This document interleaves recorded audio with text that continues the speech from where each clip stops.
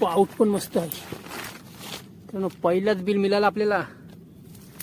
त्या बिलासारखं बिल आहे बघा पाऊट.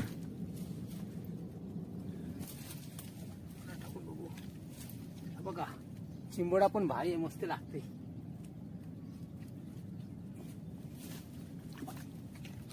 मस्त साईज पण कडक आहे. आलेला एकदम साईडला बसते बघ. कुर्ली गेली बघा. एकच नंबर आहे. साईज काय आहे कडक.